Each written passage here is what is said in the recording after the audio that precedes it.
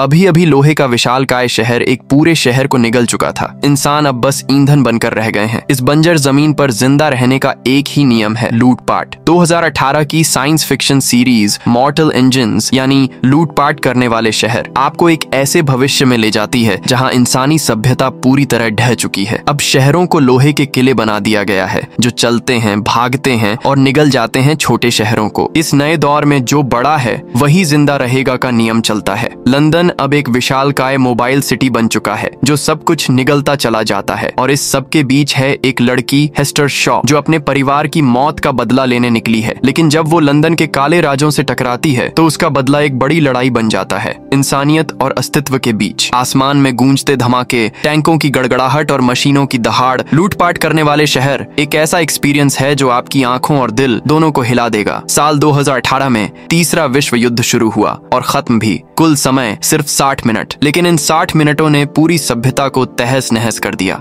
धरती टुकड़ों में बंट गई और इंसान दोबारा पत्थर युग में पहुंच गए। 1000 साल के बाद अब दुनिया एक बंजर वेस्टलैंड बन चुकी है। जो लोग बचे हैं वो अब खानाबदोश हैं। फिर आया माइग्रेशन सिस्टम यानी चलने फिरने वाले शहर। लोगों ने अपने छोटे शहरों को पहियों पर रख दिया। अब ये घूमते रहते हैं खाने, संसाधनों और लोगों की तलाश में। लंदन इस दुनिया का सबसे खतरनाक शहर रोज दूसरे छोटे शहरों को निगल जाता है ताकि उसका इंजन चलता रहे। यहाँ का सिद्धांत है जो कमजोर है वो मरेगा, लेकिन हर कहानी में होता है एक विरोध। और यहाँ भी है एंटी ट्रैक्शन लीग जो कहते हैं कि चलते रहना नहीं, जमीन पर बस कर जीना ही असली तरीका है। इनका सबसे मजबूत गढ़ है शान, एक पहाड़ी देश जो हजारों मीटर ऊंची दीवारों से घिरा है। यहीं से शुरू होती है असली टक्कर, लंदन बनाम शान। लंदन का अगला निशाना है कुछ छोटे छोटे टाउन जो साथ मिलकर एक घूमता हुआ मार्केट बना चुके हैं। जैसे ही लोग लंदन को आते देखते हैं अफरा तफरी मच जाती है। सब कुछ मोड़कर समेटकर अलग अलग दिशाओं में भागने लगते हैं। लेकिन एक टाउन, माइनिंग टाउन, उसका इंजन खराब हो जाता है। अब वो लंदन का अगला शिकार बनने वाला है। लंदन शहर के अधिकारी ऊपर टावर से इस शिकार को देखकर मुस्कुरा रहे हैं जैसे कोई गेम चल रहा हो। माइनिंग टाउन की जान बचाने की आखिरी कोशिश, वो अपने स्टोर से 75 टन नमक बाहर फेंक देते हैं जिससे वजन कम हो जाए और वो तेज दौड़ सकें। थोड़ी दूरी बनती भी है लेकिन लंदन पीछा नहीं छोड़ता। माइनिंग टाउन एक संकरे वैली की तरफ मुड़ता है जहाँ लंदन नहीं पहुँच सकता। लेकिन तब तक एक गड्ढा रास्ते में आ जाता है। किसी तरह मुड़कर बचते हैं, लेकिन टाउन की हालत अब खस्ता है। दीवारें गिर रही हैं, पहिए उखड़ रहे हैं और फिर लंदन दागता है हुक मिसाइल्स। 4 बड़े बड़े स्टील के हुक दीवारों को चीरते हुए अंदर घुसते हैं और टाउन को पकड़ लेते हैं। छोटे शहर के लोग अब हार मान चुके हैं। ऊपर खड़े लंदन के अमीर लोग ताली बजा रहे हैं क्योंकि ये उनके लिए बस एक और खेल है, सर्वाइवल ऑफ द फिटेस्ट। जैसे ही शिकार पूरा हुआ अब बारी थी भोजन की। लंदन सिटी ने एक बार फिर अपने गहरे अंधकार भरे मुंह को खोल दिया। चाहे माइनिंग टाउन जितनी भी कोशिश कर ले, अब उसका बचना नामुमकिन था। रस्सियों से खींचते हुए पूरा कस्बा धीरे धीरे लंदन सिटी की ओर खींचने लगा और अंत में वो शहर का शिकार बन गया। लेकिन ये तो पश्चिमी शिकारी शहरों के दौर की एक रोज की कहानी थी। हर दिन यही हो रहा था। लंदन सिटी के भीतर पहुंचते ही एक घोषणा गूंजने लगी। सभी माइनिंग टाउन के निवासियों को अपने शहर से बाहर निकलने का आदेश दिया गया। उनसे कहा गया कि वे अपनी सारी संपत्ति जमा करें और लाइन में लगकर जांच करवाएं। इसके बाद उन्हें 2 हिस्सों में बांट दिया गया, एक जो मेहनती मजदूर बनेंगे और दूसरे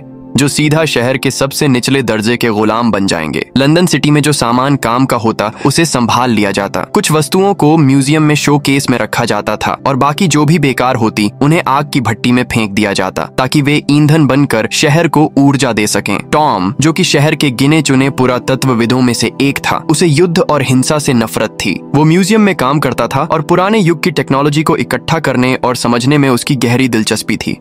उस दिन उसे म्यूजियम डायरेक्टर ने एक खास जिम्मेदारी दी, सामने खड़ी इस खास लड़की कैटलिन का ख्याल रखना। कैटलिन पुराने समय में हुए 60 मिनट युद्ध के इतिहास पर रिसर्च कर रही थी। टॉम ने खुशी खुशी उसे अपनी वर्कशॉप दिखाई और ये जाना कि कैटलिन भी युद्ध से उतनी ही नफरत करती है जितना वो खुद करता है। उसने कैटलिन को अपने सीक्रेट कलेक्शन भी दिखाए, पुराने जमाने की खतरनाक टेक्नोलॉजी और हथियार जिन्हें वो चोरी छुपे छिपा कर रखता था। टॉम ने कहा कि जब लंदन सिटी दलदल वाले इलाके से गुजरेगी तो वो इन सभी चीजों को जमीन में गाड़ देगा। इसके बाद टॉम कैटलिन को अपने काम की जगह पर ले गया। हर बार जब लंदन सिटी किसी छोटे शहर को निगलती तो वो खुद वहां जाकर मलबे से काम की चीजें चुनता ताकि कोई ऐतिहासिक महत्व की चीज गलती से जला न दी जाए। इस बार उसे एक ब्रेड टोस्टर मिला जिससे वो काफी खुश हुआ, लेकिन हैरानी की बात यह थी कि लंदन सिटी का कमांडर खुद आज यहाँ आया हुआ था। वो आमतौर पर इतना फुर्सत में नहीं होता था। तभी टॉम को पता चला कि कैटलिन असल में उसी कमांडर की बेटी है, वैलेंटाइन की। हालांकि वैलेंटाइन जैसे लोगों को छोटे मोटे इलेक्ट्रॉनिक आइटम्स में कोई दिलचस्पी नहीं थी। उसे सिर्फ एक ही चीज पसंद थी, पुराने जमाने के युद्धक हथियार, क्योंकि उन्हीं से बना था वो घातक क्वांटम एनर्जी वेपन जिसने हजारों साल पहले पृथ्वी को तबाह कर दिया था। टॉम को इस वेपन की ताकत और उसके खतरे के बारे में सब पता था, इसलिए हर बार वो ऐसे किसी पुर्जे को ढूंढता तो उसे छुपा देता और बाद में नष्ट कर देता। लेकिन वैलेंटाइन को इस बात की भनक तक नहीं थी। उसने अब एक दोस्ताना रूप धारण किया और माइनिंग टाउन के हाल ही में गुलाम बने लोगों को संबोधित करने लगा। वो खुद को बेहद हमदर्द और विनम्र नेता के रूप में पेश कर रहा था। लोग उसे लंदन सिटी का नायक मानते थे, लेकिन उसके भीतर छिपे असली इरादों को कोई नहीं जानता था। उसका सपना था प्राचीन हथियार मेडुसा को फिर से सक्रिय करना और अपनी ताकत से पूरी दुनिया पर राज करना। वैलेंटाइन की भाषण के दौरान एक नकाबपोश लड़की भीड़ से धीरे धीरे उसकी ओर बढ़ने लगी। उसके हाथ में एक चमकती हुई छुरी थी। वैलेंटाइन की आंखों में एक झटका सा आया, जैसे उसने उस लड़की को पहचान लिया हो। जब लड़की ने हमला करने की कोशिश की तो वहां मौजूद टॉम बीच में कूद गया और उसके वार को रोका। उसी झोंक में टॉम ने लड़की की छुरी छुड़ाई और उसकी नकाब भी उतर गई। उसके चेहरे पर एक गहरा जख्म था। टॉम ये देखकर सन्न रह गया, लेकिन उस लड़की को समझ आ गया कि अब उसका बदला अधूरा रह जाएगा, इसलिए उसने टॉम को धक्का दिया और वहां से भाग निकली। सैनिक तुरंत वहां पहुंच गए। सीआई शाह नाकाम होने के बाद वो लड़की भागती हुई मलबे की ओर गई, जहां अभी अभी माइनिंग टाउन को काटा और जलाया जा रहा था। वहां मौजूद विशालकाय गियर और मशीनें छोटे छोटे मकानों को चीरती जा रही थीं। उसके बीच में दो इंसान ऐसे लग रहे थे जैसे किसी भी पल मारे जाएंगे, लेकिन लड़की को अपने शहर की गलियों और रास्तों की पूरी जानकारी थी। वो हर ब्लेड और गियर को चकमा देते हुए दौड़ती रही। पीछे पीछे टॉम भी उसका पीछा कर रहा था, जो उस जगह को अच्छी तरह नहीं जानता था, लेकिन जानता था कि अगर वो पीछे हटा तो मारा जाएगा। जैसे ही टॉम एक ऊंचे प्लेटफॉर्म से नीचे कूदा, एक विशालकाय गियर उसकी ओर लपका। उसे कुचलने ही वाला था कि लड़की एक दरवाजे से बाहर निकली और उसे पीछे से बंद कर दिया। टॉम दरवाजे पर फंसा रह गया। मौत बस 1 इंच की दूरी पर थी, लेकिन आखिरी दम लगाकर उसने दरवाजा तोड़ डाला और ईंधन कक्ष में जा गिरा। उधर माइनिंग टाउन को जलाकर मशीन में डाला जा रहा था ताकि वो लंदन सिटी को ऊर्जा दे सके। लड़की अब बहुत दूर भाग चुकी थी, लेकिन तभी वो एक कोने पर मुड़ी और देखा कि वैलेंटाइन लिफ्ट से उसकी तरफ आ रहा है। उसे देखकर लड़की डर गई और दूसरी ओर भागी। गलती से वो एक डेड एंड में पहुंच गई, कचरा निपटान केंद्र। ये लंदन सिटी का वो हिस्सा था जहां का सारा कचरा और मलमूत्र सीधे जमीन पर फेंका जाता था। ये ही लड़की के पास आखिरी रास्ता था। उसने बिना सोचे सीधे उस विशाल पाइप में छलांग लगा दी, लेकिन तभी टॉम ने उसका हाथ पकड़ लिया। लड़की ने उसे चेतावनी दी, अगर तुमने मुझे बचाने की कोशिश की तो तुम भी मरोगे। वैलेंटाइन कोई अच्छा इंसान नहीं है। अगर तुम सच जान गए तो वो तुम्हें भी खत्म कर देगा। वो बदला लेने आई थी, उसकी माँ की मौत की बदला। इतना कहकर लड़की ने टॉम का हाथ छुड़ाया और कचरे के पाइप में गिर गई। थोड़ी ही देर में वैलेंटाइन भी वहां पहुंचा। जब उसने देखा कि लड़की गिर चुकी है तो उसने राहत की सांस ली और जाने लगा, लेकिन तभी टॉम ने लड़की की बात वैलेंटाइन को बता दी। वैलेंटाइन का चेहरा एक पल के लिए अजीब सा हो गया। फिर उसने चुपचाप टॉम के पीछे खड़े होकर एक लात मारी, जिससे वो रेलिंग से गिरने लगा। फिर उसने टॉम को बिना किसी पछतावे के नीचे धक्का दे दिया। अब साफ था, वैलेंटाइन ने वाकई उस लड़की की माँ को मार डाला था। जब कैटलिन सैनिकों के साथ वहां पहुंची तो वैलेंटाइन ने बड़े ही सामान्य अंदाज में अपनी बेटी से कहा कि वो दोनों लड़ाई के दौरान नीचे गिर पड़े थे। लेकिन कैटलिन की नजर प्लेटफॉर्म के दूसरी तरफ खड़े टॉम के दोस्त बेविस पर पड़ी, जो शायद पूरी घटना का चश्मदीद गवाह था। हालांकि वैलेंटाइन अभी भी आश्वस्त नहीं था। उसने आसमान में ड्रोन भेजकर चारों तरफ की तलाशी ली ताकि यह सुनिश्चित किया जा सके कि टॉम और उसकी साथी अब उसके लिए कोई खतरा नहीं है। किस्मत से लड़की काफी सतर्क थी और एक कोने में छिपी रही, जिससे वो पकड़ में नहीं आई। जैसे ही उसने देखा कि ड्रोन वापस जा चुके हैं, वो बाहर निकल आई। इतना ही नहीं, उसने टॉम को भी छुपा दिया ताकि उसकी पहचान न हो पाए। जब तक टॉम को होश आया, वो देखता है कि लड़की उसकी तरफ चाकू ताने खड़ी है, फिर एक शब्द भी बोले बिना तेजी से वहां से चली जाती है। टॉम को कुछ भी समझ नहीं आता। लड़की बस इतना कहती है कि उसे उसके साथ कूदना नहीं चाहिए था। तभी टॉम को अचानक याद आता है कि उसे तो वैलेंटाइन ने खुद नीचे धक्का दिया था। लेकिन इससे पहले कि वो कुछ और पूछता, लड़की गुस्से में फट पड़ती है। वो बताती है कि उसने खनन शहर में घुसकर आधे साल तक अपनी जान पर खेलकर उस आदमी पानी के करीब पहुंचने की कोशिश की थी जिससे वो बदला लेना चाहती थी, लेकिन आखिरी वक्त पर टॉम ने आकर सब खराब कर दिया। टॉम को ये सब बहुत अजीब लगता है क्योंकि उसे इन दोनों के बीच की दुश्मनी का जरा भी अंदाजा नहीं था। लड़की का दिल तो करता है कि इसी वक्त इस लड़के को मार डाले, लेकिन हालात ऐसे थे कि अब वो अकेले जंगल में थी और टॉम भी उसी के साथ फंसा हुआ था, इसलिए उसने उसे छोड़ दिया और अकेली वहां से निकल पड़ी। टॉम ने कभी लंदन से बाहर कदम नहीं रखा था, उसे बिल्कुल नहीं पता था कि जमीन पर कैसे जिंदा रहा जाता है, इसीलिए वो लड़की के पीछे पीछे चलने लगा और उसके साथ दोस्ती करने की कोशिश करने लगा, लेकिन लड़की उससे बात करना ही नहीं चाहती थी और वो सिर्फ उस जगह को खोजने में लगी थी जहां ट्रैक्टर जैसे शहरों के टायरों से बनी खाई दिखती थी। लड़की का नाम था हेस्टर शॉ। बचपन से ही वो अनाथ थी और कठिनाइयों से जूझते हुए बड़ी हुई थी, इसलिए उसे अच्छे से पता था कि रात के वक्त खुले जंगल में रहना कितना खतरनाक हो सकता है। अगर कोई स्कैवेंजर उन्हें देख लेता तो दोनों को पकड़कर सीधे शो वाटर मार्केट में बेच देता, इसीलिए वे लोग आग भी नहीं जला सकते थे और जमीन से ही पानी जैसे जरूरी संसाधन खोजकर प्यास बुझाते थे।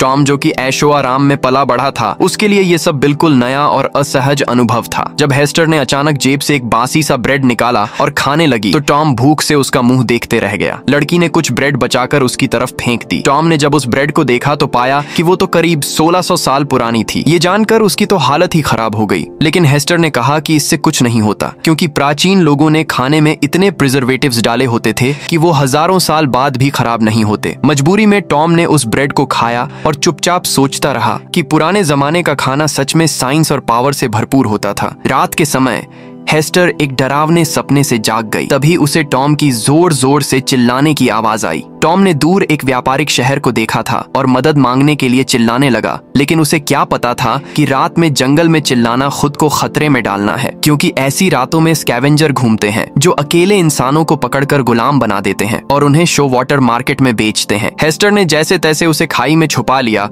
और दोनों अंधेरे में बचने की कोशिश करने लगे, लेकिन तभी चढ़ाई के दौरान टॉम का पैर फिसल गया और वो नीचे गिर पड़ा। हेस्टर उसे बचाने के लिए हाथ बढ़ाती है, लेकिन तभी स्कैवेंजर का एक भाला उसकी टांग में लग जाता है। दर्द के बावजूद वो टॉम को चिल्लाकर भगाने को कहती है, लेकिन जब टॉम पीछे मुड़ता है हेस्टर कहीं नहीं होती। टॉम घबरा जाता है। तभी अचानक एक जोड़ा उसे बचा लेता है। ये जोड़ा एक बड़े से कीड़े जैसे चलते फिरते होटल में रहता था और उन्होंने टॉम और हेस्टर को अंदर बुला लिया। बाहर की स्थिति देखकर उन्होंने अपनी गाड़ी स्टार्ट की और स्कैवेंजर के जाने तक इंतजार किया। ये दोनों बुजुर्ग काफी मिलनसार थे। उन्होंने न केवल मदद की बल्कि उन्हें अपने चलती फिरती गाड़ी में शरण भी दी और शहर तक पहुंचाने का वादा किया, लेकिन जो कमरा उन्होंने दिया वो किसी जेल जैसा लग रहा था। उधर लंदन में कैटलिन ने टॉम के दोस्त बेविस से मुलाकात की और उसे कहा कि वो सब सच बताए जो उसने देखा। बेविस ने हिचकिचाते हुए बताया कि वैलेंटाइन ने टॉम को खुद धक्का दिया था। ये सुनकर कैटलिन को यकीन ही नहीं हुआ। बेविस ने यह भी बताया कि वैलेंटाइन लंबे समय से सबको धोखा दे रहा था। उसने चर्च के अंदर कुछ रहस्यमयी चीजें बनाना शुरू कर दिया था और किसी को भी पास नहीं जाने देता था। कैटलिन ने कहा कि वो उसे अंदर पहुंचने में मदद करेगी। इस वक्त लंदन शहर के संसाधन खत्म होने वाले थे और मेयर काफी चिंतित था, लेकिन वैलेंटाइन ने सबको यकीन दिलाया कि वो एक नया ऊर्जा प्रोजेक्ट बना रहा है जो पूरे शहर को चलाएगा। असल में वो एक शक्तिशाली क्वांटम हथियार बना रहा था जो कभी दुनिया को तबाह कर चुका था, मेडूसा। बस उसे कुछ पुराने टेक्नोलॉजी के सामान और चाहिए थे, फिर ये हथियार दोबारा काम करने लगेगा। वैलेंटाइन का असली प्लान था पहाड़ों के पीछे बसे शील्ड वॉल देश पर हमला करना और उनके संसाधनों को लूटना, जिससे लंदन फिर से ताकतवर बन जाए। वर्षों पहले उसने हेस्टर की मां से वो कंट्रोल डिवाइस चुराई थी जो इस हथियार को चलाती थी। अब उसे बस एक आखिरी चीज चाहिए थी, हेस्टर को रास्ते से हटाना, क्योंकि उसे यकीन था कि वो लड़की और टॉम जिंदा हैं, लेकिन अब सवाल था कि उन्हें मारे कौन। इसी बीच वैलेंटाइन के वैज्ञानिकों को शैकमोर जेल से एक संदेश मिला। वहाँ एक रिवेनेंट यानी अर्ध मानव कैदी था, एक ऐसा इंसान जिसे मशीनों से पूरी तरह मॉडिफाई किया गया था। वैलेंटाइन पहले तो उसे खतरनाक मानकर इनकार करता है, लेकिन वैज्ञानिक बताते हैं कि उस मशीन मानव का मकसद भी वही था, हेस्टर को ढूंढना और मारना। ये सुनते ही वैलेंटाइन खुद सैकड़ों मील दूर स्थित उस समुद्री जेल की ओर रवाना हो जाता है ताकि उस यंत्र मानव को अपनी ओर कर सके और अपने दुश्मनों को सदा के लिए खत्म कर सके। वीडियो पसंद आई हो तो इसे लाइक करें और अगर इसका अगला पार्ट देखना चाहते हैं तो कमेंट में लिखें पार्ट 2।